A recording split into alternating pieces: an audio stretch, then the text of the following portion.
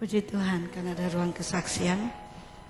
Saya bersyukur kepada Tuhan atas kesetiaan Tuhan yang besar ya. Tuhan tidak pernah ingkar janji. Amin.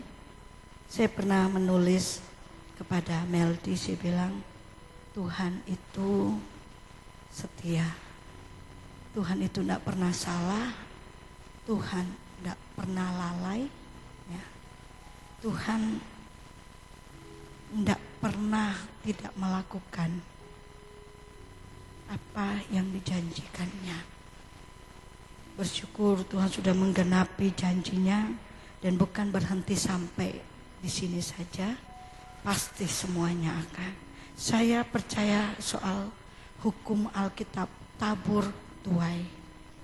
Saudara, pada waktu 3 anak dibawa ke sini, saya heran lihat si Indra karena hitam sendiri. Saya baru tahu kalau dia itu ditolong sama papa mamanya Krishna David ini waktu masih dalam kandungan, justru karena dia hasil dari sebuah insiden gitu ya.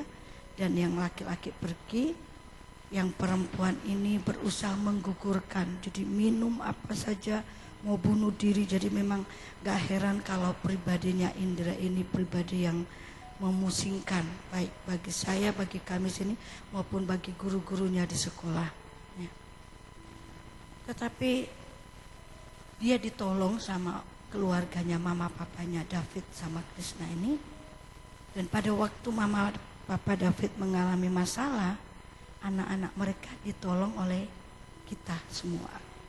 Gereja menampung mereka, menerima mereka. Dan saya menerima mereka sebagai, mau dibilang anak angkat, oke, anak asuh ya.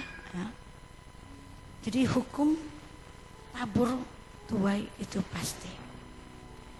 Bulan Januari kemarin saya menabur untuk pendeta James Rubino dengan pemikiran begini. Saya pernah dididik di sana. Dia menabur benih iman bagi saya. Apa salahnya kalau saya memberikan dia sebuah tuaian berkat jasmani? Saya buatkan dia sebuah paket acara yang membuat dia menangis dari maju sampai pulang.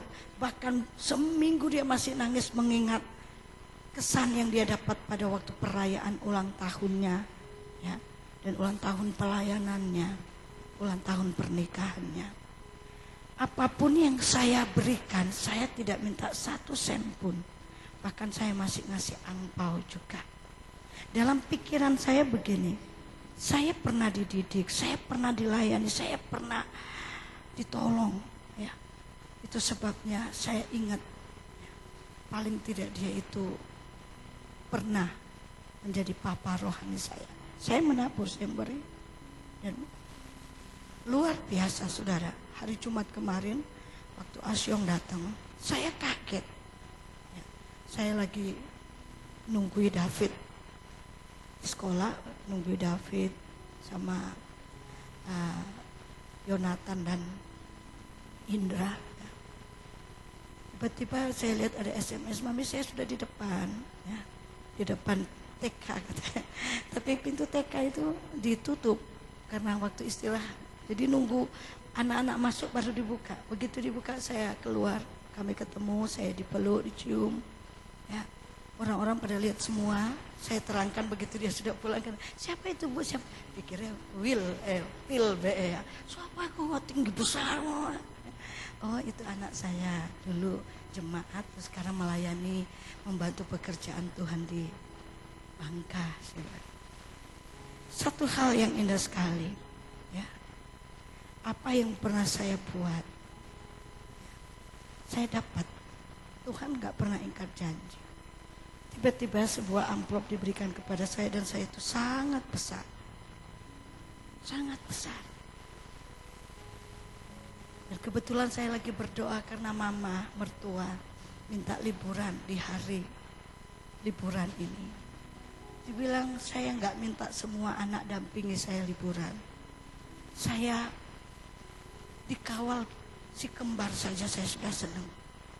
Berarti kalau bicara si kembar itu berarti papi masuk, karena dia anak kembar. Ya. Mama cukup dikawal sama anak kembar dan keluarganya, itu cukup bagi mama. Dan mintanya lagi, saya ingat kisahnya Bapak Yakub. Ya. Di masa tuanya dia dihiburkan dengan dia bisa bertemu dengan Yusuf. Dan dia disenangkan. Alkitab berkata dia seperti bangkit dari kubur. Ada satu semangat, ada satu sukacita karena pengharapannya itu terkabul. Ya. Saya berdoa, Tuhan tolong.